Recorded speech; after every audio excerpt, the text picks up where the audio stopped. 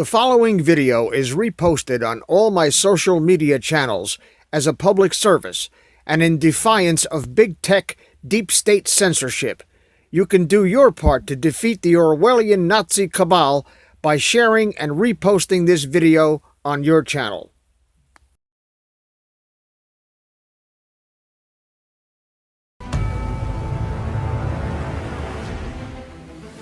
Welcome back to Rudy Giuliani's Common Sense. Today we have a really terrific guest, someone that is right in the center of, I think, one of the worst criminal conspiracies, at least political, in the history of our country. That's just emerging. The fact of it is just emerging. Probably one of the biggest victims of it, but one who handled it really, really well, and therefore helped in the long run to dig out a lot of the key facts, particularly in his book, Deep State, which I highly recommend to you because it was the first book when I was representing the president that really kind of made the conspiracy real, the conspiracy on the other side. You always had a feeling there was a conspiracy, but you couldn't see all the things that hang together. And I think when we finish with George's story, you'll see that. So I have with me George Papadopoulos. George, welcome. Thank you for having me, Mr. Mayor. Nice to be with you. George, just tell everybody, most people know who you are, and a lot of people have read Deep State. I recommend that the rest do. It's a relatively short book. It's very readable. It's not written in gobbled history, you know, with all kinds of footnotes. You can really get through it nicely. And tell me just a teeny bit about your background, who you are, and how you got to the Trump campaign, which is where this all started. So I, after grad school, I ended up going to D.C. I was an aspiring lawyer, but I took a different route, and I ended up working in a think tank in D.C., really prominent one called the Hudson Institute. It's a neoconservative think tank. Sure, very, very well known. Yeah, it's a neoconservative think tank. I worked there for 5 years as an associate with people like Douglas Feith, who was the Undersecretary of Defense under Bush, Scooter Libby, Dick Cheney's Vice President Dick Cheney's chief of staff, obviously, and others like that. And that was actually the institute that really helped shape my thoughts and my perspective in many ways on what the U.S. position in the world should be. So while I was at this institute, I took on a very interesting project that really, I think, has major implications for why I was targeted eventually, and that was dealing with the energy implications that were discovered off of Israel.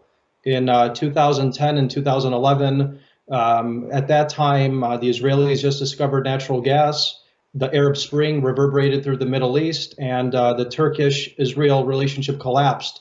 So I saw a vacuum emerge, and I thought that the U.S. foreign policy should shift. And I convinced my colleagues at Hudson Institute to take on a different approach. We were very successful. And while I was working at this institute, meeting with various ambassadors with my colleagues in capitals like Nicosia, Athens, Tel Aviv, now Jerusalem, obviously, you could see that the Obama State Department didn't appreciate our foreign policy views and our influence that we were beginning to have with some of these foreign governments who just were really sick and tired of what the Obama administration. What was the point of separation? What was the thing that irritated them that you were doing that they didn't want you to do?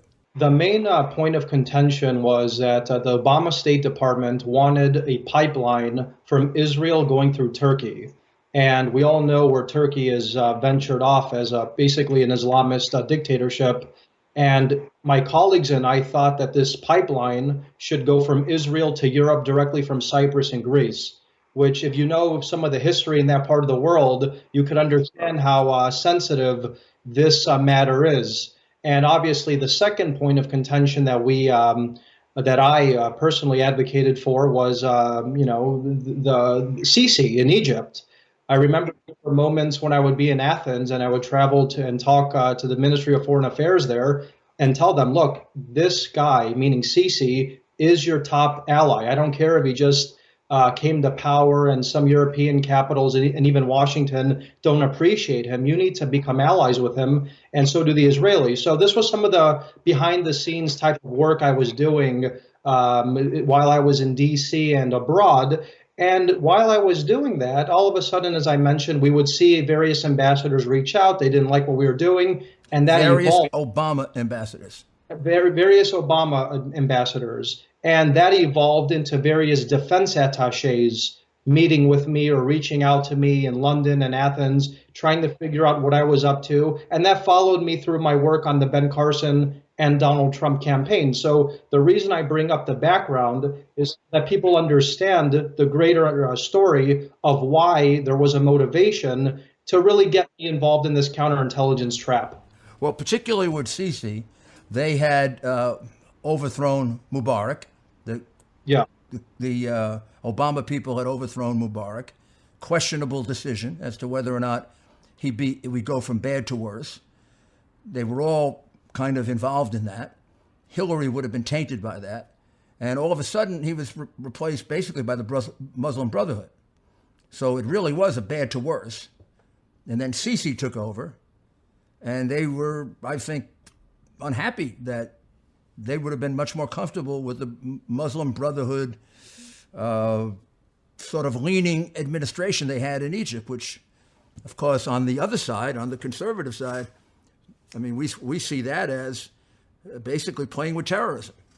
So that was a very big divide. So you became somebody that was in their crosshairs because you were trying to help Sisi, who they really resented tremendously. They really did. And I remember moments when I was on the Carson campaign and then on the Trump campaign where I started meeting with Egyptian officials. And actually, the way that the Trump-Sisi meeting happened actually all emanates from Athens in many ways. If you read my book, you'll see the steps that it to get that meeting. And I'll just give a small anecdote because I think it's a very interesting point of how this behind-the-scenes stuff was going on. I had a meeting with the Greek defense minister in Athens, and they actually had incredible ties with Egypt at that point in history. And I said, look, I think that Sisi would be a great person for Trump to meet eventually if Trump wanted to do a foreign policy trip or if the president of Egypt would come during the UN. He gets on the phone, he calls the Egyptian defense minister, and he says, let's get Papadopoulos a meeting over at the embassy. And that's exactly what happened. The next day, I'm having baklava and Egyptian coffee with the Egyptians, talking about the catastrophe that you just mentioned with Hillary and what was going on. And we kept in touch. And then obviously later on, Sisi and Trump met. It was an incredible meeting. They've had an incredible relationship since then. And I think we need to support the Egyptian regime today. Well, I mean, there's a real difference of opinion between what I guess we would call conservatives, broadly speaking, and left-wingers, between what's better for Egypt. Someone that involves the Muslim Brotherhood or someone that excludes the Muslim Brotherhood. And those of us who are conservatives see the Muslim Brotherhood as one of the major supporters of Islamic terrorism. So that would make you immediately, that would put you on a list of somebody they'd be worried about. So then take us forward now to how do you get into the Carson campaign and then the Trump campaign. So after I decided I wanted to leave D.C., I had spent 5 years there. I wanted to venture off and do something a little different, more in the private sector, and possibly join presidential campaign politics, because obviously in the summer of 2015, we had a presidential campaign season going on. I reached out to Corey Lewandowski in, I think, June or July of 2015, when the campaign might have been 2 or 3 people at that point. I think it was George Gigikos, a bodyguard, and Hope Hicks. And I said, look, Corey, I don't know you, you don't know me, but I think you have a winner here. There was something about it that I just thought that Donald Trump would end up becoming the president. When was this, George? What? June 2015 or July 2015. So this is a year before, really, the election is hot and heavy. The election, we should remind people, it wasn't until November of 2016. This is a long time before. Absolutely. And I remember colleagues in D.C. were telling me, you're crazy. What are you talking about? Go join, Marco Rubio or Jeb Bush. We'll get you in on the vote. Sometime when we meet in person, I'll tell you I went through the same experience. Jeb Bush, Marco Rubio, Chris Christie, a couple more too. Huckabee, Mike Huckabee. What are you crazy? Supporting that guy? Mr. Mayor, you know what I heard? Go get your feet wet and go join a different campaign and come back. You were told you were too young. I was told I was too old. I was losing it. age is just a number. That's really what happened. So Corey and I, we kept in touch. And then eventually I joined Ben Carson's campaign first. I flew in, I was working in London at an energy advisory group out there, putting together these very interesting energy conferences and policy conferences with people from, I don't know, you name it, we put them together, from BP, the Azerbaijan government, Israeli government. They were all coming to these conferences we were putting together. I joined Ben Carson's campaign. He drops out, and I reach out to Corey one last time, and I say, look, Corey, I'm tired of this back and forth. We've been playing footsie for 6 or 7 months now. You want me to join this campaign or you don't? I get in touch with Michael Glasner. He puts me in touch then with Sam Clovis. I have an interview, and then the rest becomes very bizarre in London for me. But you get hired. Yes. You're hired right away. And then you have to go off to London before you really start, right? I was actually in London when I actually had my interview over the phone. With Sam? Yeah, with Sam, because I was working there at this institute that we were talking about a little earlier, the London Center for International Law Practice. Is that an American or Italian organization? It's British. British. Right. It's a British institution, or institute, I should say, with various connections to governments from Australia to the U.S. and Belgium and Italy. A lot of high-profile lawyers and law firms were affiliated with this institute. So they hired me right after I left Ben Carson's campaign. I go there. It was a very, bizarre institute. I wasn't really sure. London Center for International Law Practice. And it's mostly law firms from UK, US, Australia? It's law firms and ex-diplomats and some intel type of personalities that were all somehow affiliated to this organization. So I thought, okay, I just left Carson's campaign. They reached out to me. How did they find out about me? That's the first question that I have always had to this day. And second, why did they hire me and make me a director so quickly? And this group, when I tell them I'm leaving to join Donald Trump's campaign, that's when their behavior becomes very odd. When they reached out to you, did they know you were thinking about the Trump campaign? They might have. But you were an operative then. They reached out to you. You were on the Carter campaign. Yes. I guess the point is, what made them focus on you, do you think?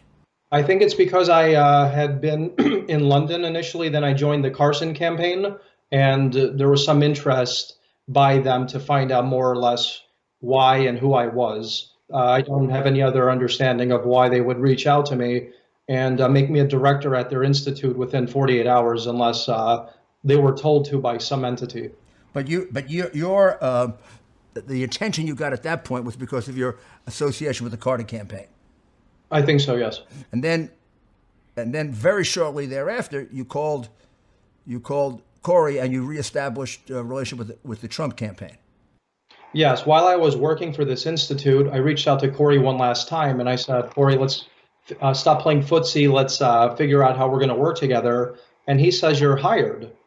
Here's an interview. Go do it. As I said, I got in touch with Michael Glasner, Sam Clovis, and they put me in touch to join the campaign. Now, this is where things get incredibly strange and something that has not yet been scrutinized either willfully or just because people don't understand this part of the story. I should say to the listener, the reason this would make an interesting novel, book, or reality show is, the real question is, when did they latch on to you? Did they latch on to you way back? I mean, even have some sense when you were with the Carson campaign, this is a guy we may want to get into? Or was it when the first mention of the Trump campaign came up? There's no question you got into their short hairs. There's no question at some point. And you probably, when you did, they probably were able to go back and see your history with Sisi and say, this is a guy we want to focus on. I used to do this work for 10 years, though. Well, Mr. Mayor, you know better. You know better than anybody on how they. I read the first 3 chapters of your book, and I said, this could only have been organized by a person, not an FBI guy. This had to be organized by a CIA, it had to be organized by a counterintelligence guy, and I would say a kind of stupid one. I'll tell you why later, but kind of a dummy type, but you'll see. I always said the same thing, Mr. Mayor. I never thought it was like Keystone Cops. The Keystone. I never thought that the FBI was running the show against me. I always thought this was a foreign operation targeting me just based on the various encounters. It was, but go ahead. So now you're hired by Trump. You have still a commitment to the center, so you're there, and you tell them, "I'm going to go work for the Trump campaign." What's their initial reaction, and who is them? Let's get a human being.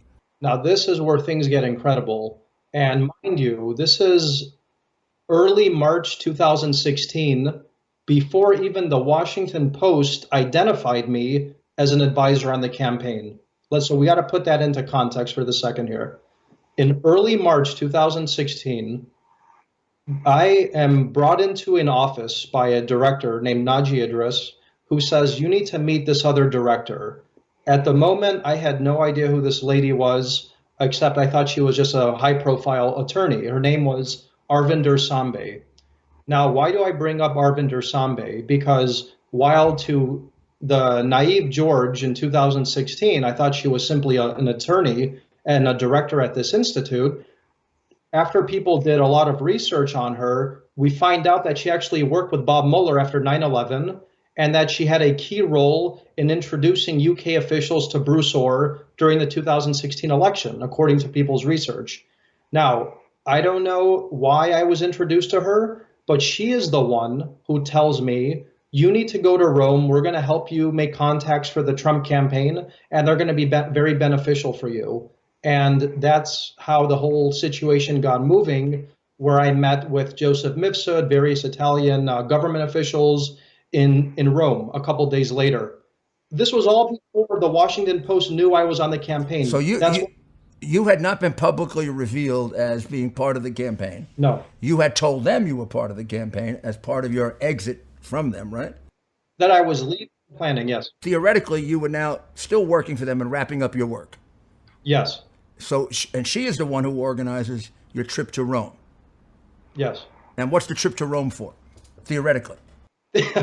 Theoretically, I guess it's to show the this school named Link Campus, which David Ignatius has written extensively about. It's some sort of spy training center in the center of Rome that trains CIA and Italian intelligence, for me to go there and meet people that might help me make connections for the Trump campaign. The moment I get there into this exquisite, beautiful 17th century institute or school in the center of Rome, I'm introduced to Vincenzo Scotti. Now, Vincenzo Scotti isn't a random nobody. This was the former Italian foreign minister. And he was a very high-profile Italian diplomat for decades.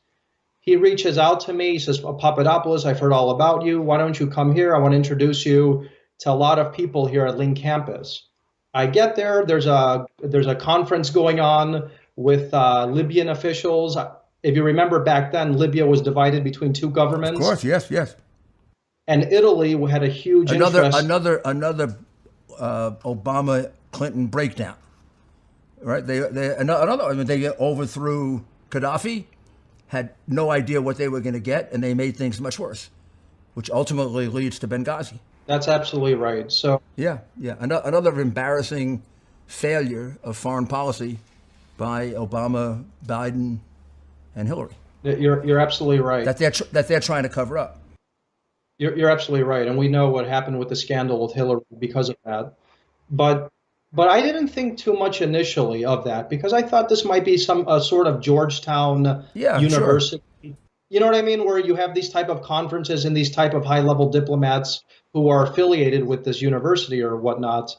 And Vincenzo Scotti says, "This is the guy you're supposed to meet." I go, and that's where Joseph Mifsud. And did he tell you why? I was essentially handed off like a bride to Joseph Mifsud for whatever reason by Vincenzo Scotti, the former Italian foreign minister. And Mifsud knew all about me. He says, "I'm going to help you. I know X, Y, and Z. I know this person, that person." And we ended up going for dinner. and he starts probing me a lot. It was almost like he was trying to gather information about my own background, what made me tick, what didn't, what my allegiances were, what I thought on various issues. And this was all in early March 2016. And what did you know about him, about Joseph Mifsud? What had they told you about him? They told me that this was a person who was very well connected to various foreign governments, and that he could help me with various contacts if I needed them with, D.C., Brussels, London, or even Russia at that point. So now you met Mifsud, and during the course of in Italy, these conversations take place in Italy. This is all happening. This is all happening in Rome at Link campus. As I just explained, at a school that's notorious for training intelligence officers. And I leave Rome after a couple days. I go back to London, and here's where things start to become even more strange. Naji Idris, who's another director at this institute, tells me, Mifsud wants to meet you again, and good news for you, George. Putin's niece is with him. And I said, what do you mean Putin's niece is with him? So Naji Idris apparently vetted or was in on whatever this Joseph Mifsud situation was, and tells me you should go meet him. He has Putin's niece he wants to introduce you to. And that's where the whole Putin's fake niece story came about. You meet with them at a wine? Is it you meet with them for a drink? Is that it, or dinner? We meet actually for lunch at a hotel across the street from where this center was. I think it was the Holborn Hotel. It's a beautiful 5-star hotel over there. And I go there. It's you, Mifsud, and the purported niece of who I assume is straight out of Central Casting. Beautiful Russian actress type. Basically. Yeah, right. So I'm there like an idiot, basically, shaking this person's hand, thinking, okay, she's a relative of the president of Russia. I should be very, Did she have elegant. a name? Olga. Of course, Olga. Great.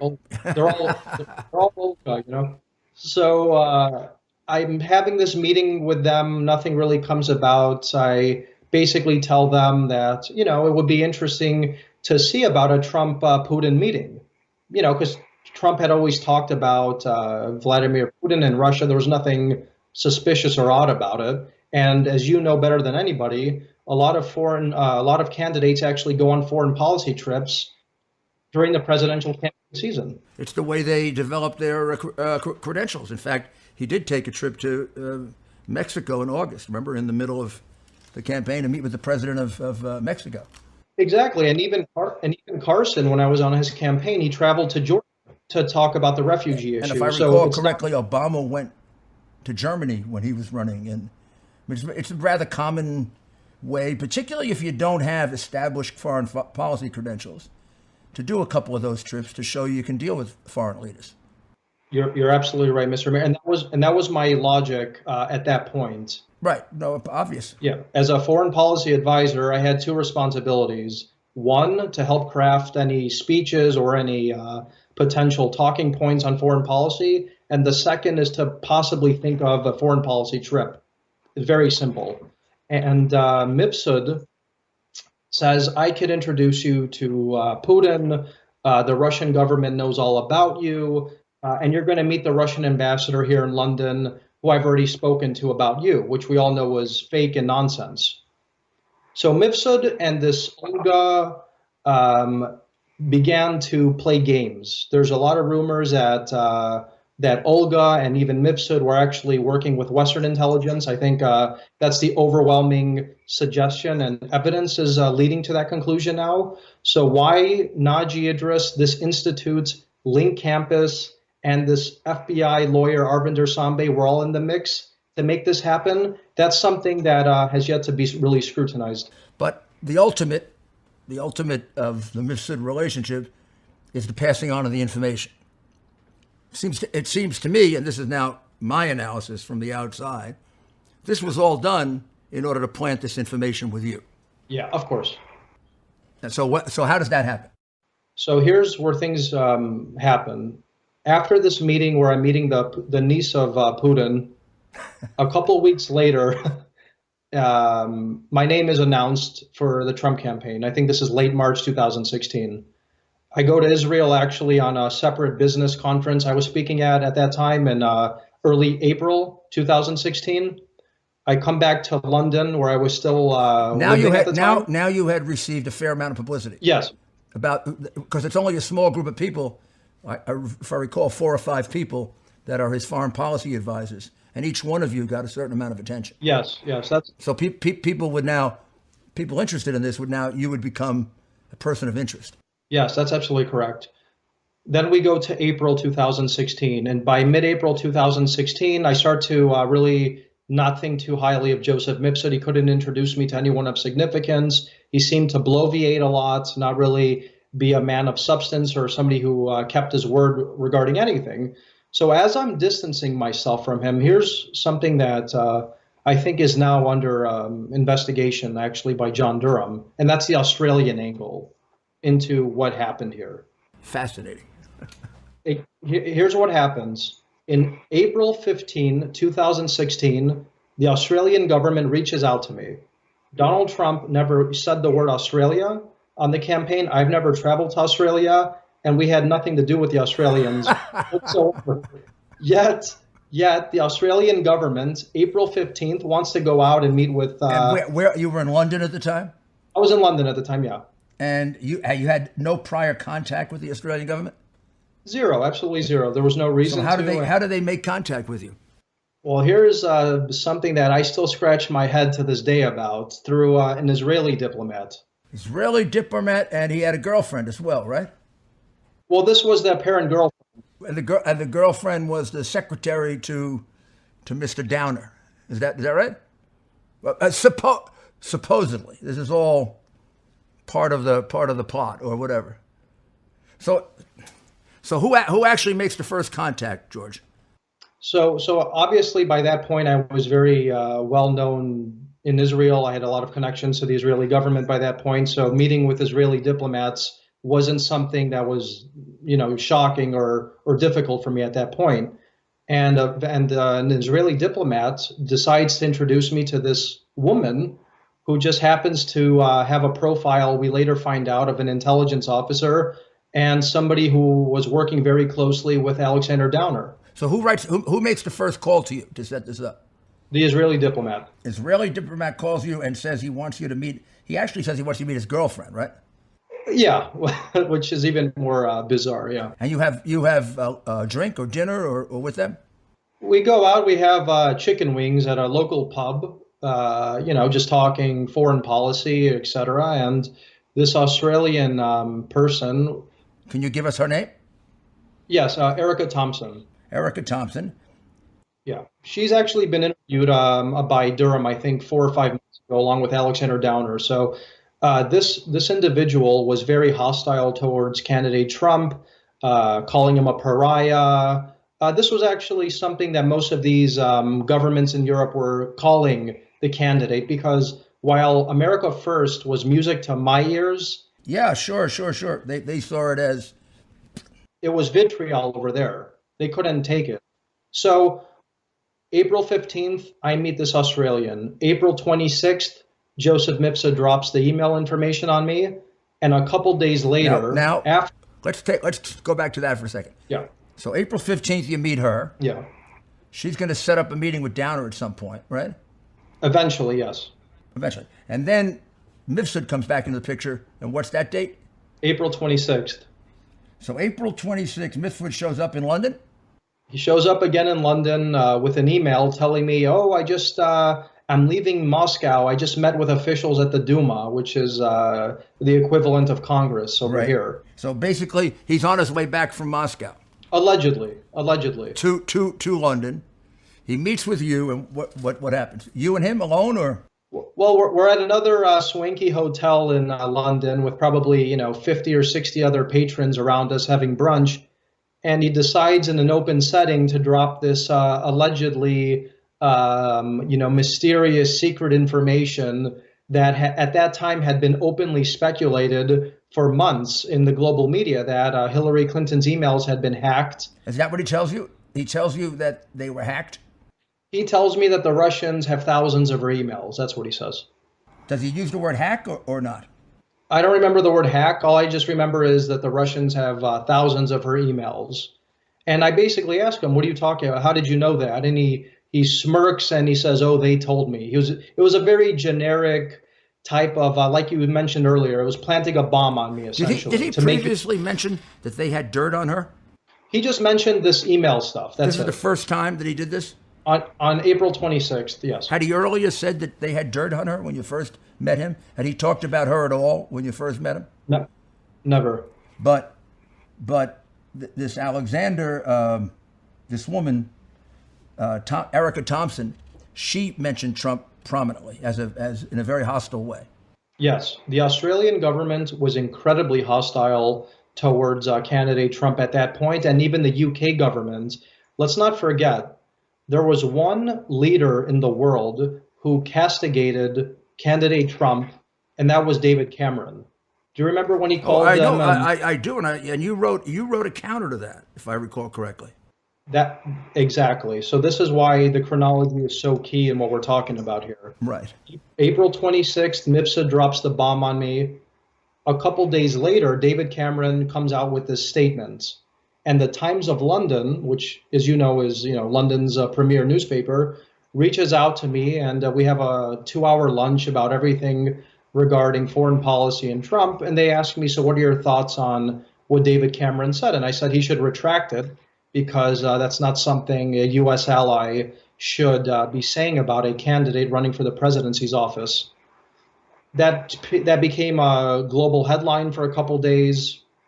And after that headline, this is around early May 2016, the Australians want to meet again. The U.S. Embassy then wants to meet with me, including 2 intel officers from the U.S. Embassy. You see what I'm saying here? I don't call coincidence in a matter of 2 weeks. And what happens? So I give this interview. The U.S. Embassy reaches out to me, these 2 intel officers named Gregory Baker and Terrence Dudley, who have also reportedly been interviewed by John Durham. One was the U.S. Navy attaché in London, Terrence Dudley, and the other one was Gregory Baker. And basically they start to, wine me and dine me, try to probe me about my background. And eventually they introduced me to a CIA person in Athens, the U.S. Defense Attaché over there. But before we get to that, after they come into my life, the Australians want to meet with me one more time. And how did that happen? Does she call you or? She calls me. So Erica calls you. The Australians wanted to meet me 3 times in 2 weeks, just to put things in context of how bizarre. So Erica calls you and says that Downer wants to meet with you? Yes. She mentions Downer. He's the ambassador, correct? He's the former foreign minister of Australia and the current ambassador at that time, yes. And she says specifically he's the one that wants to meet you. Yes. And when do you meet with him? So after around May 5th, May 6th, when I finish meeting with these 2 U.S. intel agents, and then I meet with Downer on May 10th, 2016. And immediately upon getting to this meeting with Downer... And the meeting was the 18th? On the 10th. It was on May 10th. May 10th. Yeah. And it was at? At a wine bar. Not the typical place you meet an ambassador, especially for the first time. And who was there? None other than Erica Thompson, the ubiquitous Erica Thompson, and Alexander Downer. And you. And me. And this, Mr. Mayor, this was probably the most bizarre, aggressive meeting I ever had in my entire life with any diplomat you could imagine, or I've had better welcomes from exes, as I said in my book. That's how hostile. That's how hostile this person was during this meeting. Hostile toward Trump. Hostile towards Trump and me. Hostile toward Trump and hostile toward you because you were supporting Trump. Yes. And how did it manifest itself, George? So let's remember who Alexander Downer is for the second here. Alexander Downer was the former Foreign Minister of Australia. As Foreign Minister of Australia, he was able to earmark $25 million for the Clinton Foundation. He was a personal friend of Bill and Hillary as well. He was also, at the time, a board member of a private intelligence organization called Halakit, which also Stefan Halper, which we'll talk about eventually, was also a member of. I get down to this meeting with Downer, and as I explained in my book, he tells me right away, I'm going to tell you, and I want you to tell your boss, Donald Trump, to leave my good friend David Cameron alone. Like a threat. Like a threat.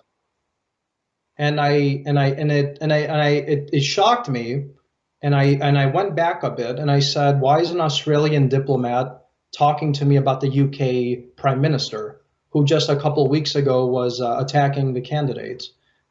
His phone comes out like this, nothing surreptitious, pretty overt like this. And I said, this guy is recording me immediately. I said, this guy is either taking photographs of me, or he's recording, or he's doing something he shouldn't be doing. But I don't want to be rude, because this is obviously a very senior diplomat, and he's a U.S. ally at that point. We begin to get into a conversation about everything except the U.S.-Australia relationship. And basically conversation about Trump and the campaign and...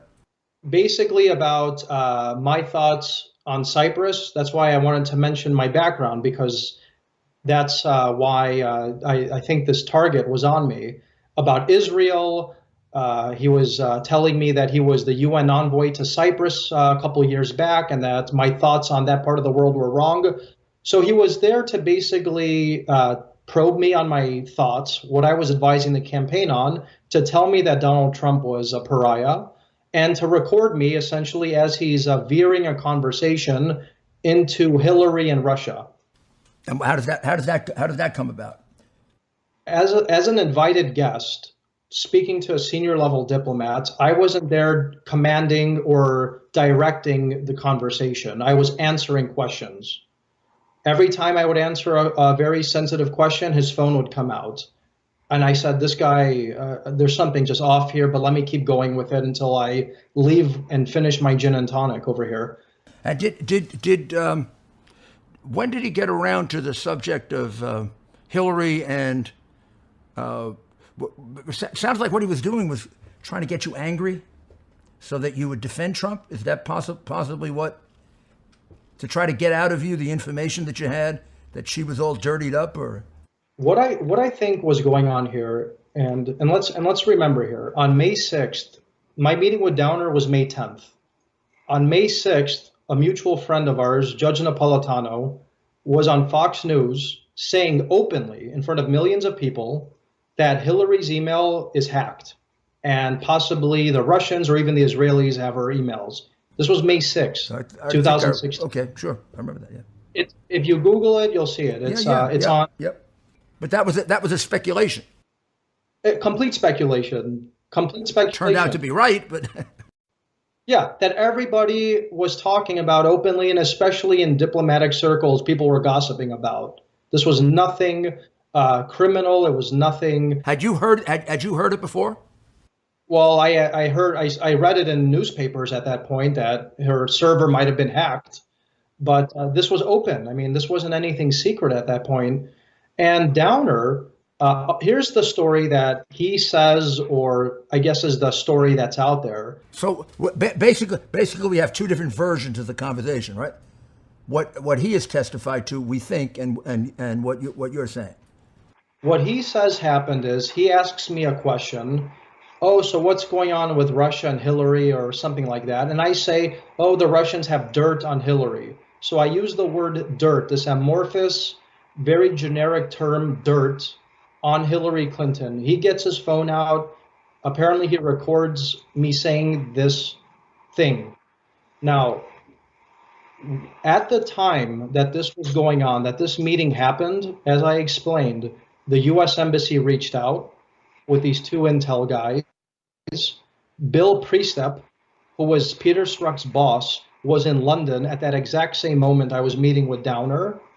And Mark Meadows, who's currently the White House Chief of Staff, maybe a year or so ago, he was on Fox and he said something about ambassadors conspiring with the FBI. I don't have proof that he's talking about Downer, but I'm almost certain he was talking about Alexander Downer and this very strange meeting I had with him in May 2016. Which you see as a meeting designed to elicit information from you. That's exactly what I think this was. I think what's going on here is this. The Australians were sent to spy on me and to try and retrieve whatever information Joseph Mifsud dropped to me in April 2016.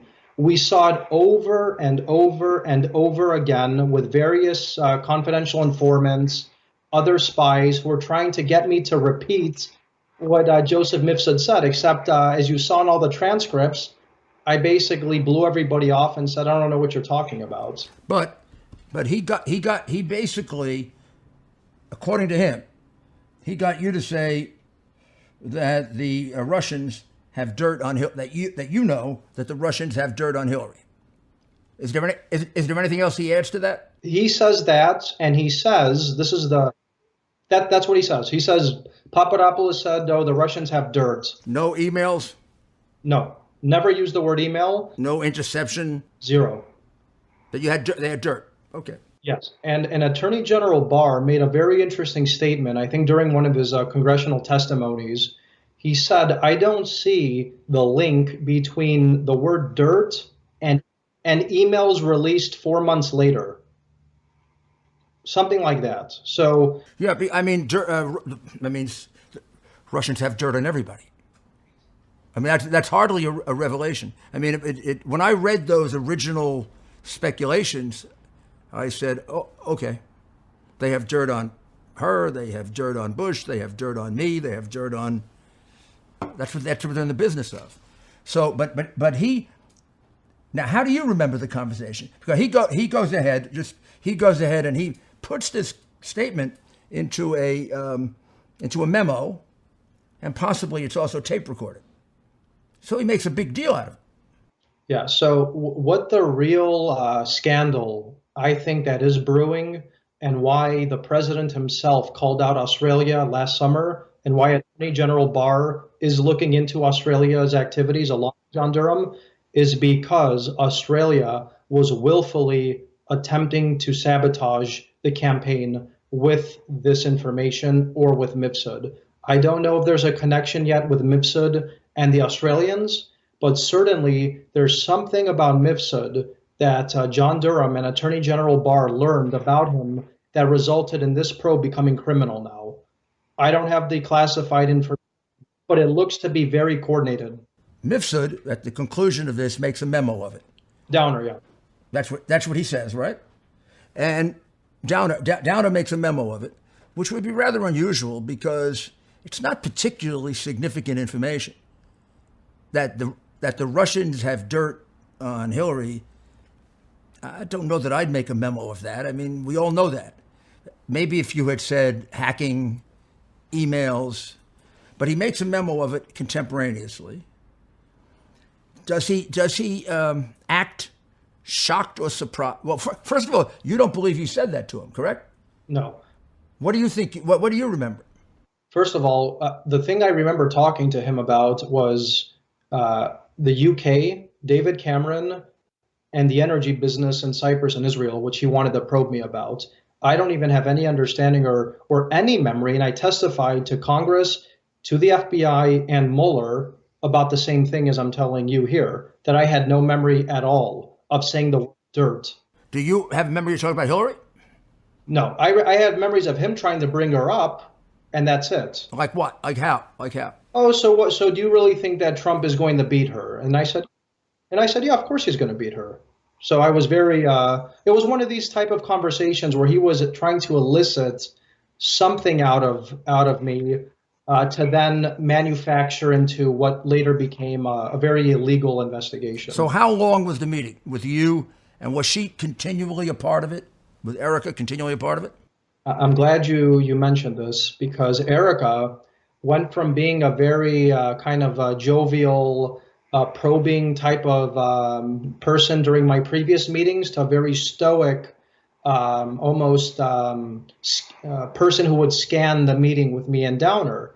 And after the meeting with Downer and I, she emailed me, "Oh, we had such a great time with you, George. I would love to meet with you one more time." I still have all these emails, and did you meet with her one more time? Well, I was actually invited to the Israeli embassy has an annual Independence Day festival, and I think I was invited to their 67th anniversary in London, and that's where I bump into Alexander Downer again.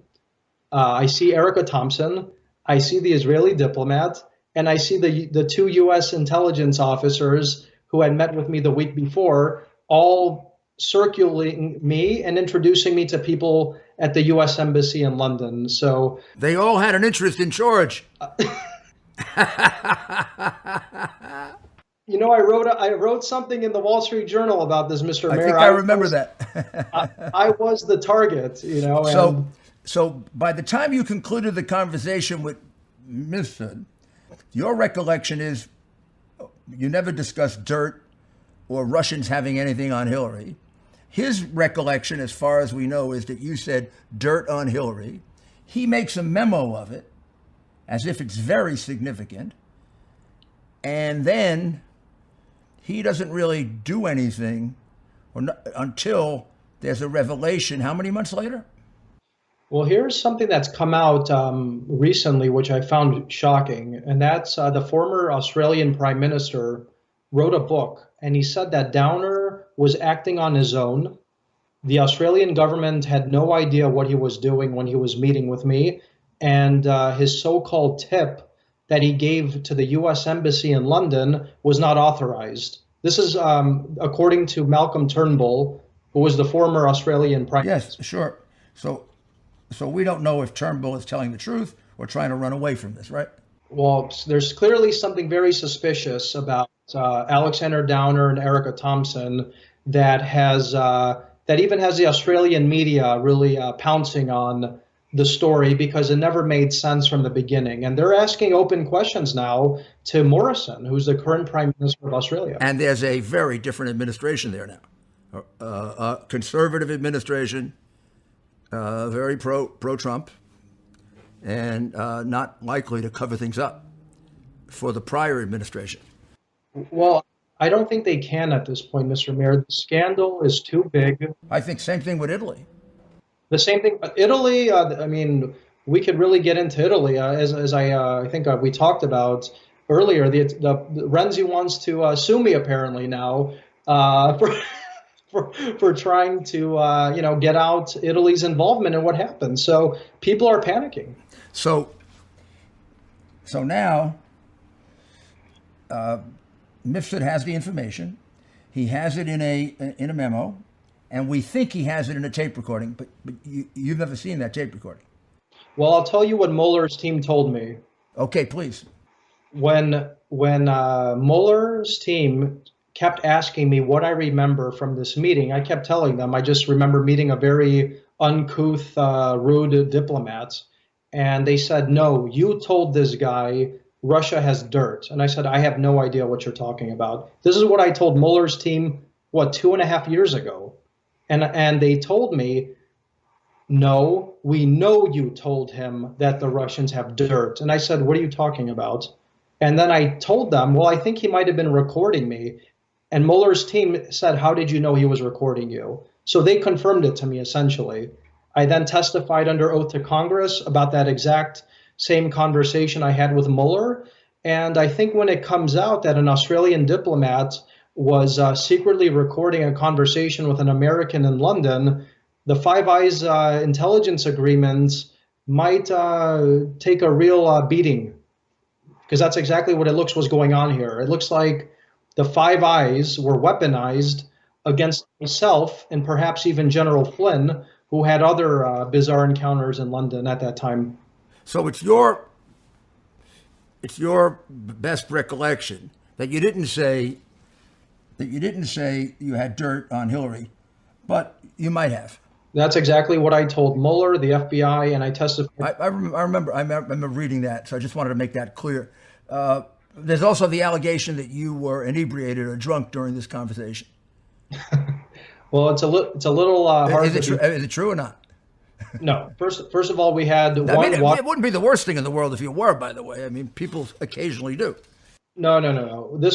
Both Downer and I had one watered down gin and tonic, and my memory is so clear from this meeting that I ended up reporting him to Mueller and the FBI. I testified against him in Congress, and I wrote an entire chapter about him and my meeting in my book. It's a very, very clear, very precise, very well written chapter, by the way.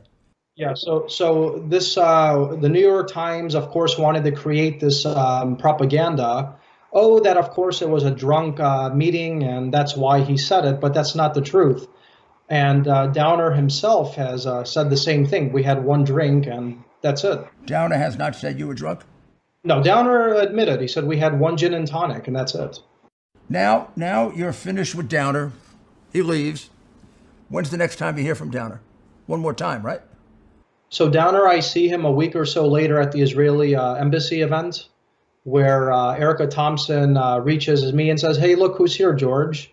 and I see Downer, and he shakes my hand, and he makes almost like a grunt, like "I got you." Something I'll never forget his face, how he shook my hand. It left an indelible memory in my mind. And that's the last time I saw him, was in May of 2016. And then, of course, when the information comes out that her emails had been hacked and obtained by the Russians and went through WikiLeaks, and that's when Downer, sometime during that period, he submits this memo. There are conflicting reports of what he did, because now with the revelations by Turnbull that Downer was acting on his own and no one knew what he was really up to, we really don't know what he actually did with this apparent information that he might or might not have gotten on tape. So, George, there's so much more to the story. Maybe we'll do another chapter.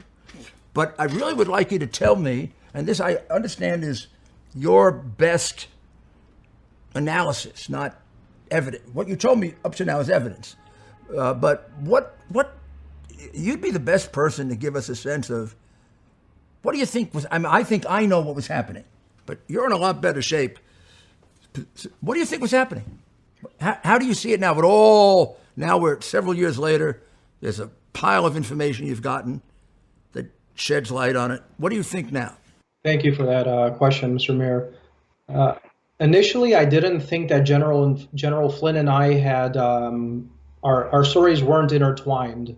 But as recent revelations have come out about General Flynn's case, it seems that people like Joseph Mifsud were meeting with him going back as early as 2015. So clearly there were eyes on particular individuals: General Flynn, probably Paul Manafort, myself, Carter Page, maybe others, as we discussed earlier. What I think was happening here is, based on our various backgrounds and connections to whatever governments, the Obama administration used those ties to put eyes on us. And that's why you're starting to see the Logan Act weaponized the way it was, and various FISA warrants executed on Americans working for a presidential campaign. So that's the first thing. The second is, I think these foreign governments all had vested interests in a Clinton presidency. I've always said it from the beginning. The UK at that time was very pro-EU under Cameron. They did not want the EU and Brexit to happen. And candidate Trump, of course, was very pro-Brexit. The Australians were very pro-TPP, meaning the Trans-Pacific Partnership, and they had a socialist government in power at the time under Turnbull, who was an ally of Clinton. And in Italy, you had Renzi, who was very close to Obama, actually. Renzi was actually invited by Obama to meet with him in October of 2016, right when the spying was really ramping up. So clearly, these governments, along with a very politicized FBI and CIA, wanted to do everything possible to do two things. One, to sabotage the Trump campaign and get an ear into it. And should candidate Trump have eventually won, even if it was a small chance, to then handcuff him and not allow him to properly govern this country with the appointment of a special counsel. And that's exactly what Jim Comey did by leaking information, and what Rosenstein did by writing this bizarre memo that I was an Israeli agent, that Flynn was a Russian agent, that Manafort was a Russian agent, just to create a fantasy to investigate and to keep the heat on Trump. That's what I think the summary is of the last 3 years. I think I'm going to be proven right.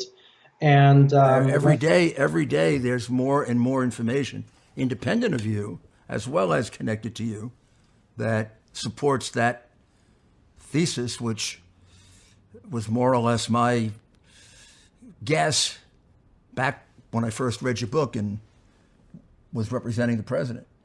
I think it's worth maybe if we could do a second one that takes it from where we just left off through what they did to you, because it's one thing to do this, it's another thing to basically trash the rights of an American citizen. But for the grace of God, you could have been destroyed, completely destroyed. I mean, I think now you can look back on it, George, as an experience that made you stronger and better. But had the other side not come out, had they been successful, you'd have been destroyed, and so would Flynn, and so would Manafort, and and maybe even the president. Who knows? So I want to thank you very, very much for first of all, for what you went through, and not doing what some people might do, which is just tell them what they want to hear. Means you're a man of character. And number two, I want to thank you for being interested in rectifying this, because we don't want to see this happen again to other people. This is whether you're a Republican or a Democrat, you can't conduct a decent government like this. How are you now, and how's your wife? You got married in the middle of all this, right? Well, thank you for those kind words, Mr. Mayor. It really was a very tough battle, and you're right. If I had simply composed and for the special counsel the way they wanted me to, I'd be a free man, and you'd likely not see President Trump in office with what they wanted to make me say about him. Yeah, that's right. We want to get into that. That's really important. Like you said, I did get married through this situation to a beautiful Italian girl from Naples. Well, the best. And Greek girls are number two. It's a great combination. Greek and Italian is a great. I have a cousin who has a beautiful Greek wife and two wonderful Greek American children. Exactly. And I'll say one thing about my wife. She's not simply my wife that we got married through this. She actually is the one who really helped me put pieces together, because she used to be a diplomat in Europe, actually, and she knew Joseph Mifsud, and she knew his connections to Italy, and she testified under oath to Congress, and she was subpoenaed by Mueller. That's something a lot of people don't know, but they wanted to know what she knew about Mifsud and Italy, and why she was in my life at that very sensitive moment. So that's something else that you couldn't have written. No, I could see from the outside watching that she was a material part, that she was playing a big role in helping you. And so congratulate her too. Okay? Thank And you. we'll talk very shortly. Thank you, George. It was excellent. It was a real honor. Thank you.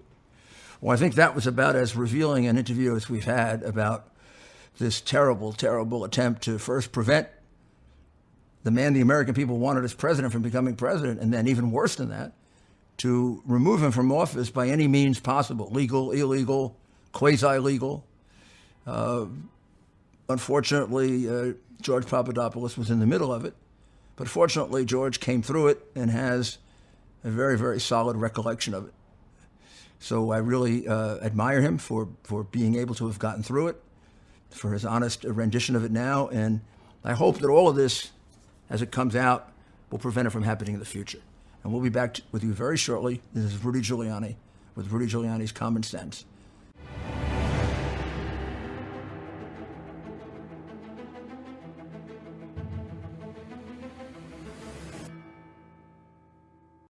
Please subscribe to our backup channels, Net4Truth USA 2 Patriot channel, BitChute.com/net4Truth USA, and drop.space/@Net4Truth USA.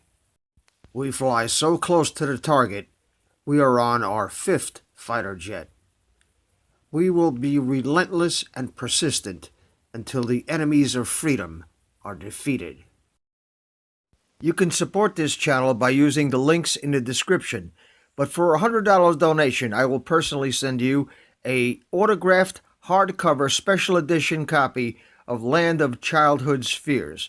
Also, visit my bookstore at lulu.com/net4truth USA. If you are viewing this video on BitChute, you can use the links in the description to support us, or simply click the green $ dot on our video to support this channel. Thank you. Links are in the description section.